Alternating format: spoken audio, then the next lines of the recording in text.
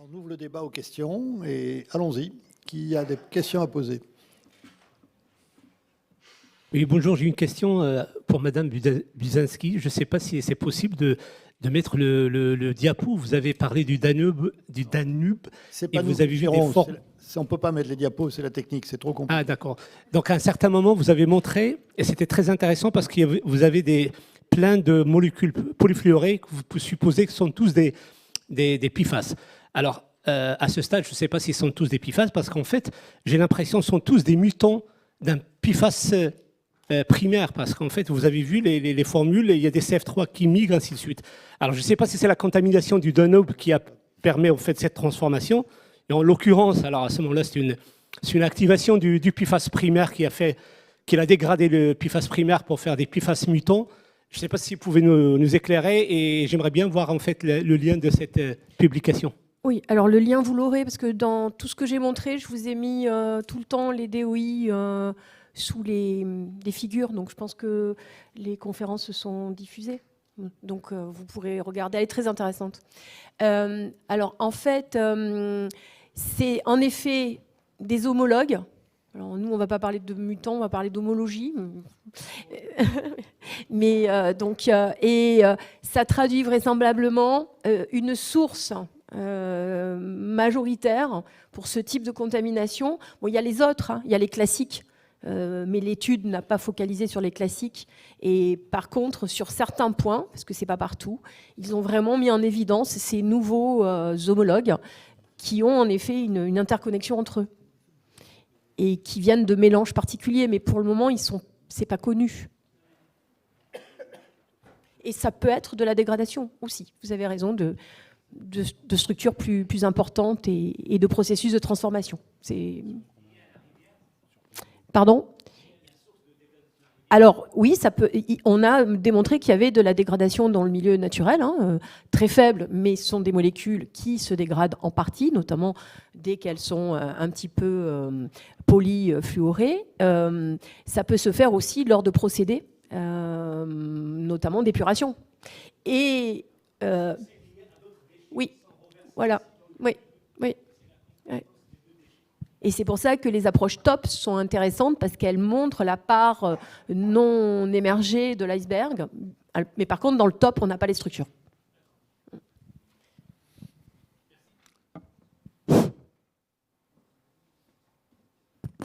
Pour Hélène Buzinski, à nouveau. Dans votre conclusion, vous avez parlé d'effet de synergie entre les PFAS et d'autres composés. Ça veut dire qu'il y a d'autres composés polluants qui agissent avec les PFAS pour les transformer ? Pas pour les transformer, mais une synergie au niveau de l'impact toxicologique. Voilà. Notamment sur les perturbateurs endocriniens, c'est des phénomènes qui sont documentés, pas forcément sur les PFAS, mais c'est classique. On a vraiment des phénomènes additifs et synergiques sur cette catégorie d'impact qui touche au métabolisme et à tout le système endocrinien. Et donc, on ne peut pas s'intéresser qu'à eux. D'accord, merci. Et parfois, ce qui se passe, c'est qu'on a, par exemple, des PFAS en très faible quantité qui peuvent être associés en présence à des molécules peut-être moins toxiques, mais en bien plus grande quantité, et on aura un effet additif ou synergique. Bonjour madame, bonjour monsieur. Tout d'abord, je vous félicite pour la qualité des interventions que nous avons eues aujourd'hui. Alors j'ai deux questions qui peuvent intéresser tout le monde. La première, c'est est-ce qu'il y a des analyses biologiques sur les sérums humains pour connaître leur degré d'imprégnation aux PFAS, PCB et autres polluants alors persistants? Oui. La réponse est oui. Hein. Ah bon, ça existe? Oui, oui. Eh bien, cheveux, urine, sang, toute matrice biologique, et qui peut être l'ordonnateur de ces analyses? Je n'ai pas les noms. Oui, vos micros. J'ai pas les noms. Bon. Ça doit pouvoir se trouver. Oui, ça existe, bien sûr. Bien. Deuxième question. Alors attendez, non, si, il y a quand même France Exposome, voilà, qui est capable de faire ça. Un peu fatigué. Les ARS, France Exposome, c'est un laboratoire national de référence qui se situe à Nantes avec le Laberca et le LERES, Nantes et Rennes.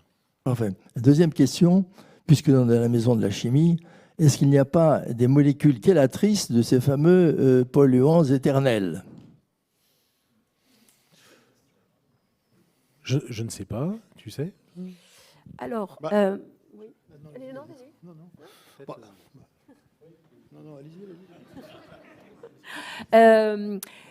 Alors, moi, je ne suis pas une spécialiste de ce type de processus, mais oui, ce sont des molécules qui peuvent interagir, notamment, elles vont sioniser, donc elles peuvent générer des interactions électrostatiques qui vont pouvoir les rendre moins mobiles avec d'autres types, à ce moment-là, de substances. Mais ça va être très dépendant de la structure, encore une fois.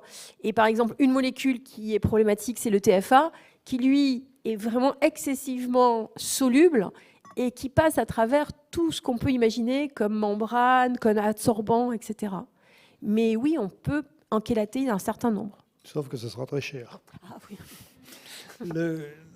Juste dire. Oui. Mais par contre, on fera que déplacer le problème comme lors d'absorption physique, en fait. Et donc, du coup, on les enlève d'un endroit, on les met ailleurs, et il faut trouver une solution.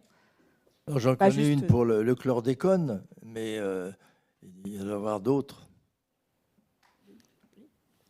Le chlordécone, c'est autre chose. Chlordécone, On c'est n'est autre pas chose, dans mais les- c'est on assez est- intéressant parce que le comportement dans l'organisme, il peut être assez similaire à certains PFAS. Il n'y a pas d'accumulation dans le tissu adipeux. Et il y a vraiment une liaison albumine et puis cycle entérohépatique un peu pareil. Donc, c'est pas inintéressant de le mentionner. Est-ce que je peux poser une question là, à vous deux? On a parlé principalement des C8 et on a surtout parlé de cette infinité de produits, presque 13 à 14 000 produits. Est-ce qu'on peut considérer, par exemple, que lorsqu'on connaît la toxicité d'un C8, on peut généraliser ça à C5, C6, C9, C10, C20, etc. Est-ce qu'il y a un représentant par famille qui, au lieu d'être obligé d'analyser 15 000 produits, est-ce qu'on ne pourrait pas analyser un ou deux par famille et ça nous suffirait pour avoir leur toxicité? Alors, chaque molécule peut avoir un effet différent, hein. L'acide salicylique, l'acide acétylsalicylique, c'est pas la même chose. Donc, juste un acétyl, ça change tout, hein. Et ce qui veut dire que typiquement, chaque molécule, même avec un nombre de carbone équivalent. Alors, l'autre exemple n'était pas bon parce que l'acétyl, ça en rajoute 2. Mais typiquement, lorsque vous avez deux molécules C8, elles n'ont pas nécessairement le même effet parce que la fonctionnalisation ne sera pas la Non, même. mais c'est pas ça que j'ai parlé. Ouais. Vous avez la même fonction, mais vous rajoutez des carbones, par exemple. Ouais, le C6. Bah, a priori, la réponse est non aussi, mais oui. Oui.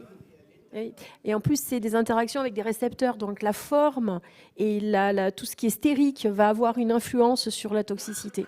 Je suis d'accord. Après, la question est de se dire, est-ce que quand on a une molécule qui est très proche d'une autre, est-ce qu'on n'applique pas un principe de précaution aussi? Parce que c'est souvent un argument qui est utilisé pour dire chaque molécule va avoir un effet différent.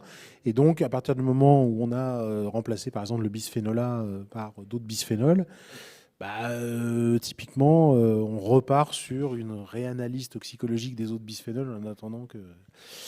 Donc, bon. Donc ça veut dire qu'il faut qu'on se coince l'analyse des 14 ou 15 000 produits. Oui. Oui, enfin, d'un point de vue purement scientifique, là. La réponse est oui, mais... Ou qu'on arrive à avoir, il y a des approches de mélange. L'INERIS, par exemple, développe pas mal de tests cellulaires, donc moins coûteux. Alors, ce ne sont que des tests cellulaires, donc il manque quand même ensuite l'étape in vivo, etc.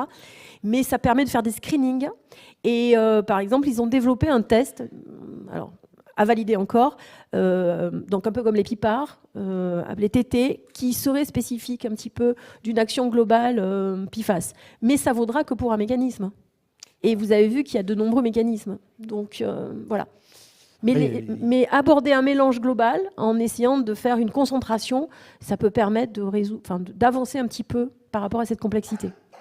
Puis après, il y a des approches in silico de type QSAR, etc., qui permettent d'aller regarder la réactivité des molécules. Donc, pardon. Vous vouliez parler? Oui, moi j'ai un commentaire et une question aussi. Donc c'était très intéressant votre exposé sur la toxicité des PFAS. J'ai appris beaucoup de choses. Est-ce que vous pouvez un petit peu expliquer où on en est au niveau d'une compréhension vraiment fondamentale des mécanismes moléculaires qui expliquent la toxicité des PFAS? Parce que si on arrive à comprendre ça d'un point de vue plus moléculaire, peut-être qu'on peut projeter de manière plus facile. Donc, de votre point de vue, qu'est-ce que vous pensez que nous, les académiques, nous devons faire ou nous devrions prioriser pour étudier vraiment la toxicité des PFAS?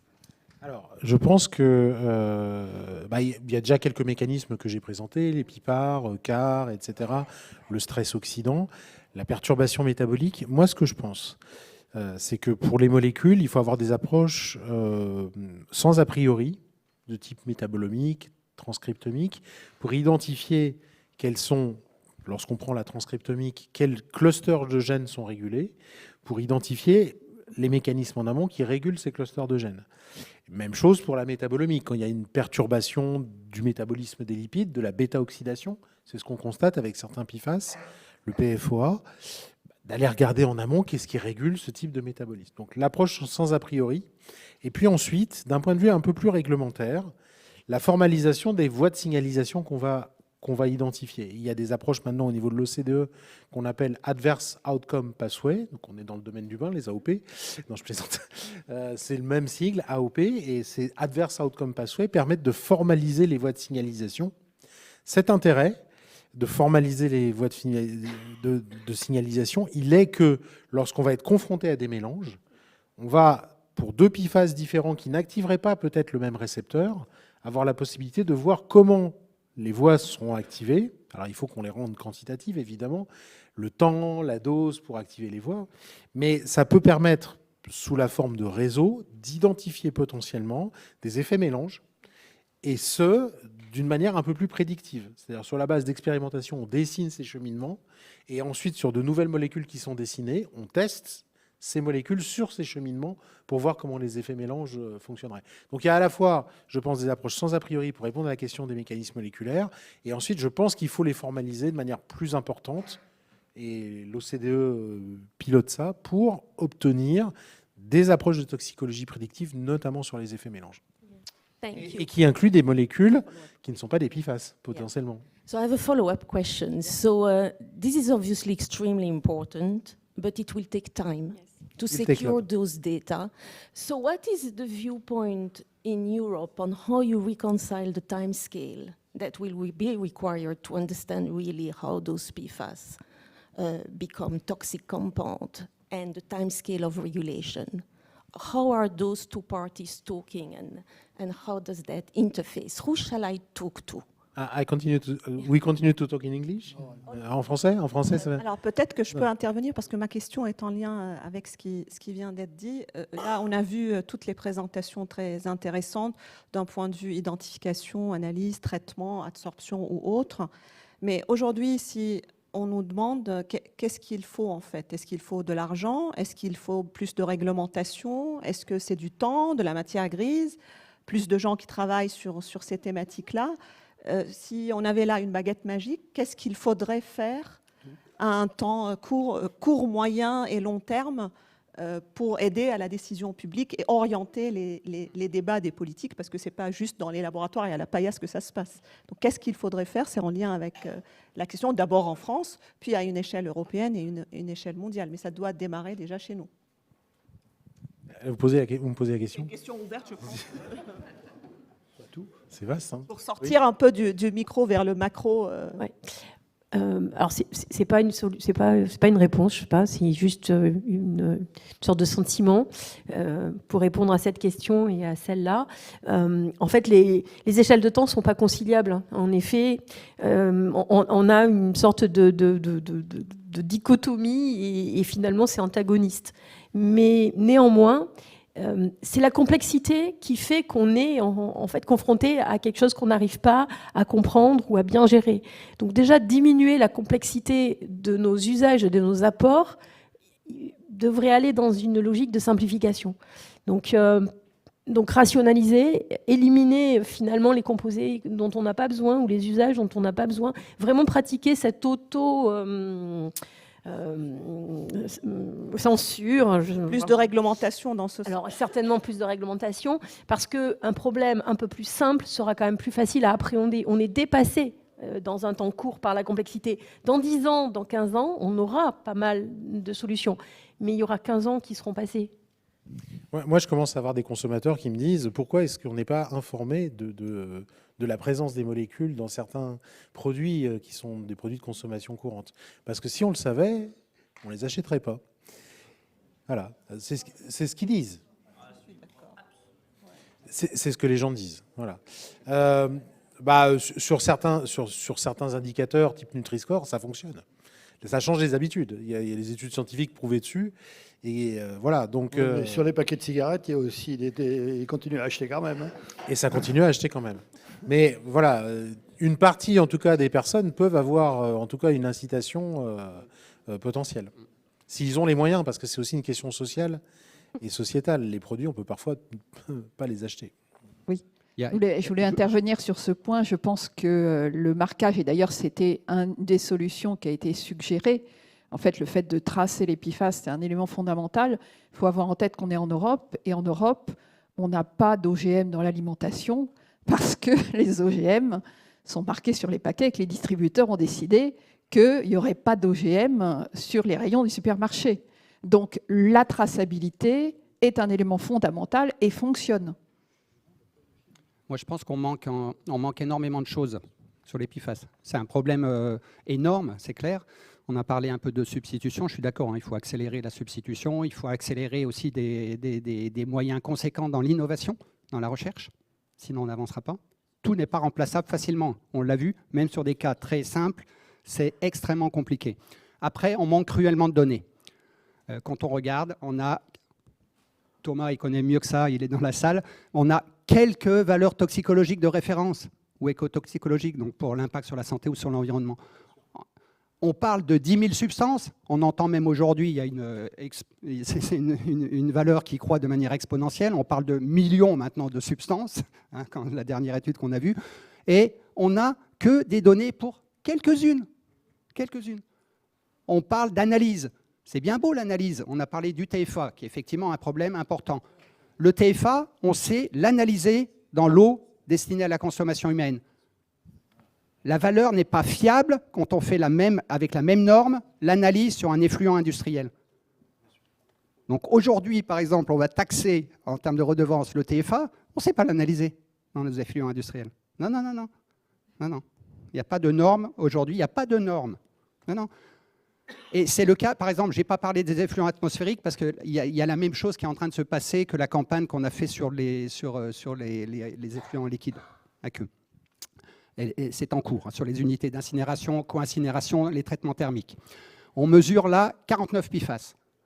Aujourd'hui, on a 2 labos en France capables d'analyser de manière fiable et de répondre aux NQ qui ont été donnés, sur les 49 PFAS. 2 labos aujourd'hui en France. On manque cruellement de données, franchement. Ça a été une recommandation faite par le groupe Pollution lors du sommet One Health qui s'est déroulé il y a quelques jours, d'améliorer la caractérisation de l'exposition. J'ai une question un peu pour tout le monde. En fait, quand on parle de 10 000 composés, alors peut-être que c'est déjà fait, mais quels sont vraiment les composés incontournables? Parce que j'aime bien comme cette approche de simplification. Il faut comme savoir aussi que dans le monde de la cosmétique, il y a des gens de la cosmétique qui sont dans la salle. Ce travail a été initié déjà une vingtaine d'années, hein, de simplifier les formules. Et de on a la même performance avec des choses beaucoup plus simples. Donc est-ce que ce travail d'analyse des 10 000 composés qu'on mentionne, quels sont ceux qui sont vraiment utilisés et qui sont aujourd'hui critiques pour lesquels effectivement il faudra trouver une solution à 5 et 10 ans? Je trouve que 5-10 ans, comme ce matin l'a mentionné Patrick, pour moi, c'est pas très long quand on fait de la recherche. 5-10 ans, on y évite, hein, même sur d'autres problématiques. Donc est-ce que là-dessus, on est autour de 200-300. Hein. Pardon? Autour de 200-300. Est-ce qu'on ne pourrait pas déjà travailler là-dessus, quoi? C'est ce qui se passe. Je n'ai pas entendu, hein, c'est pour ça que je pose la question. Excusez-moi, j'ai juste la question que je voulais poser tout à l'heure. Pour la partie biologie clinique, vous dites qu'il y a une perturbation du métabolisme des lipides, c'est bien ça? Alors, on va dire que les 2 voies métaboliques pour produire de l'énergie, c'est l'oxydation du glucose et l'oxydation des graisses, donc la bêta-oxydation. Est-ce que dans le cas d'une personne qui est imprégnée, et à quel moment en fait de cette imprégnation on se rend compte qu'en fait elle peut plus faire ce switch métabolique, donc passer du métabolisme des glucides quand il y en a, et ensuite repasser sur le métabolisme des graisses lorsqu'il n'y a plus de glucides. Et par extension, est-ce que ça entraînerait des problèmes pour des personnes qui sont obligées d'être en métabolisme bêta-oxydation, notamment des personnes qui font des épilepsies et qui ne supportent pas les médicaments actuels, mais qui sont donc obligés de faire un régime, on va dire, cétogène assez strict. Et par ailleurs, pour l'autophagie, est-ce qu'il y a quelque chose, des recherches qui ont été faites sur l'influence des PFAS, sur ces mécanismes de recyclage interne des protéines humaines? C'est bien, il y a beaucoup de questions. Je vais essayer de ne pas les oublier. Et le temps tourne. Hein. Oui, je vais essayer de faire vite. Bon, ce qu'il faut voir, c'est que l'imprégnation en PFAS, en fait, elle est continue. C'est-à-dire qu'on n'a pas une diminution des concentrations si rapide que ça par rapport à ce qu'on pourrait avoir sur des phtalates ou des bisphénols, où les demi-vies sont de l'ordre de quelques heures. Donc, ce qui fait que cette stabilité des concentrations fait que il y a une forme de continuum sur la stimulation des voies de signalisation et probablement sur les altérations métaboliques. Donc une personne qui a des niveaux très élevés de PFAS aura sûrement une altération de la bêta-ox qui fait que de la bêta-oxydation mitochondriale, voilà, qui est très importante dans le foie, comme vous le savez, parce qu'on est plutôt sur un métabolisme lipidique que glucidique. Et de ce fait, on peut imaginer qu'il y a une forme de chronicité de la perturbation qui a sûrement des impacts sur le long terme. Mais je n'ai pas la réponse précise. Sur l'autophagie, je n'ai pas de données, je ne les ai pas en tête, donc je ne peux pas vous répondre. Ça doit pouvoir se trouver, regardez PFAS et autophagie sur PubMed, je pourrais le faire après. Je n'ai pas la réponse. Et il y avait une question intermédiaire, curieusement j'ai retenu la première et la dernière. L'épilepsie, je ne sais pas du tout. Honnêtement, je ne sais pas. Oui. Merci. Vous l'avez mentionné, il y a des méthodes à développer, il y a des techniques de dépollution à développer, il y a de la recherche à faire sur la toxicité des PFAS, il y a de l'identification pour savoir lesquels on va devoir garder. Tout ça, ça demande des moyens, ça demande des moyens financiers. Et je voudrais vous entendre et voilà vos recommandations, votre vision. Où est-ce qu'on trouve l'argent pour gérer ça de manière vertueuse, peut-être envoyer aussi un signal prix sur les PFAS, puisque en fait, certes, ce sont déjà des molécules chères, mais est-ce que les plus toxiques ne doivent pas porter en fait ce poids? Allez-y, c'est vous. C'était à vous la question. La question, elle est à moi, mais je pense que la question, elle est globale. La question, elle est globale. Il y a déjà, je pense, une prise de conscience au niveau de chacun des États et au niveau européen. Il faut forcément, je parlais d'innovation et pour accélérer la substitution, c'est ça qui va vraiment nous sauver. À chaque fois qu'on pourra faire de la substitution, je dirais, on aura gagné grandement. Si on se concentre sur on va garder les PFAS dans les activités dites essentielles ou critiques ou pour la souveraineté de l'Europe ou de la France, ça veut dire qu'on continue d'en avoir. Donc il faudra les traiter, comme je l'ai indiqué. Non, il faut qu'on arrive à accélérer la substitution. Après, ce que vous évoquez, je dirais tout le monde participera. Tout le monde participera, les industriels compris. Vous me parlez, j'imagine, de position par rapport à pollueur-payeur, j'imagine. On a toujours dit, on n'est pas contre, et on l'a toujours fait, on prendra notre part, mais la part qui est liée à nos activités. OK ? On ne peut pas prendre toute la misère du monde, ce n'est pas possible, sinon on n'aura plus d'industrie. Voilà. Attendez, il y a d'autres questions, madame. Le temps presse. I just want to add. Oui, alors merci beaucoup. Je crois que nous sommes tous d'accord que finalement faire de la recherche, et même dans le long terme, sera la manière d'avancer. Oui, on vous entend. Ça marche. Bon. Allez-y. Ah bon. Alors, en fait, il y a parmi les méthodes que l'on pourra mettre en place, je pense qu'il y en aura une que vous n'avez pas encore évoquée et qui pourra peut-être faire avancer les choses. C'est en fait l'analyse théorique de l'interaction des PFAS avec le reste de l'environnement. Nous ne rigolons pas. La chimie théorique a beaucoup avancé. Alors, effectivement, elle ne s'est pas saisie de ces systèmes-là, simplement parce que les interactions étaient tellement faibles qu'elle ne savait pas les calculer. Maintenant, j'ai suivi la littérature là-dessus, en partie pour le rapport à l'Académie. On voit les articles apparaître, et avec la combinaison de l'amélioration des calculs, de la puissance des calculs et de l'intelligence artificielle, on devrait pouvoir comprendre les points que vous évoquez, qu'est-ce qui est semblable, qu'est-ce qui est différent et pourquoi. Donc je ne vous dis pas que c'est la solution, parce qu'il y aura la solution qui viendra de tout le monde. Je dirais que ça sera un combat à plusieurs dans lequel nous participerons en tant que théoriciens. J'aime bien cette dernière question, ce dernier commentaire pour conclure, parce que c'est une note d'optimisme et de fonctionnement. Bon, une dernière question, parce que là, maintenant, il faut qu'on passe à notre conférence, parce qu'on a dépassé notre temps largement. Alors, très brièvement. Très brièvement. Ça ne va pas être trop bref, mais je vais essayer de le faire. Thierry Gosset, je gère les déchets dangereux pour Veolia, et donc je suis la personne chez qui vous venez à la fin, quand tous les PFAS concentrés, vous ne savez plus quoi en faire. Donc je vais quand même un peu vous rassurer, parce que quand j'entends tout ce que j'entends depuis ce matin, ça fait un peu peur. On a un peu peur. On a démarré cette activité il y a une dizaine d'années. Je ne savais pas ce que c'était les PFAS, personnellement. CAS, nos amis américains, avec leur phénomène 3M aux États-Unis, avec quelques bouts de stations d'épuration à détruire, et s'y prenaient pas bien, ils s'y prenaient comme ils voulaient, ils incinéraient. Mais ils avaient quelques sujets à l'émission. Donc ils nous ont appelés. Nous, on avait des gens en Europe à cette époque. Nous traitions des produits fleurés fortement concentrés issus de la pharmacie. Et on s'est dit, pourquoi pas essayer des choses. D'abord, comme on va venir sur ce sujet de fond, comment les analyser, comment les prélever. Et je veux dire ce qui est le plus grave aujourd'hui.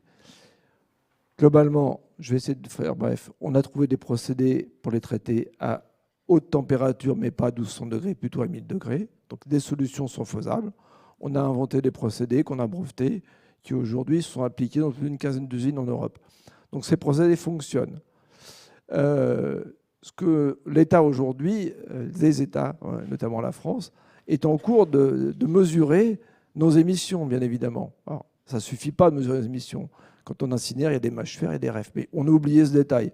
On l'a rappelé, ça ne sert à rien. Donc, première étude qui s'est faite l'année dernière, on a mesuré l'émission d'une quinzaine d'incinérateurs d'échange. Très bien, on ne trouve pas grand-chose. On trouve des choses, mais il n'y a pas de seuil. Donc, on va voir. Deuxième série, on mesure les émissions des incinérateurs de déchets urbains actuellement. Les essais sont en cours, M. Clairel l'a annoncé. Alors, je suis désolé de vous dire qu'il y a une chose qui vient d'arriver, c'est qu'ils ont arrêté les mesures. Parce que les deux laboratoires dont vous parlez, il y a un facteur 10 de différence sur le même prélèvement. Donc, vous vous rendez compte, on en est déjà. Nous, on a mesuré avec nos amis américains, on reste avec, je ne vais pas donner de nom laboratoire, mais je pense qu'il y en a quelques-uns plus crédibles que d'autres.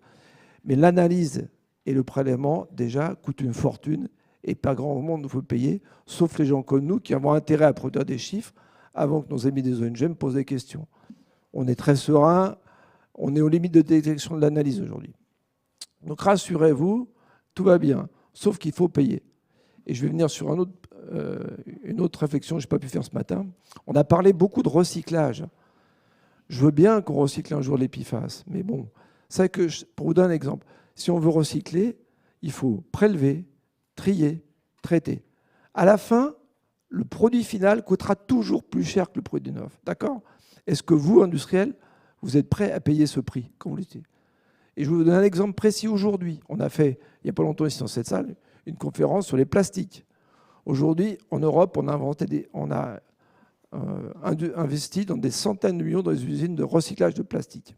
Aujourd'hui, plus aucun plastique recyclé n'est utilisé dans l'industrie chimique. Pourquoi ? Parce que l'industrie chimique en Chine produit des produits très bon marché, et donc l'industrie de recyclage est par terre. Donc les centaines de millions d'euros qui ont été investis sont à l'arrêt, et les collaborateurs avec. Alors avant de se lancer dans le recyclage des PFAS, on a encore un peu de temps à faire. Merci.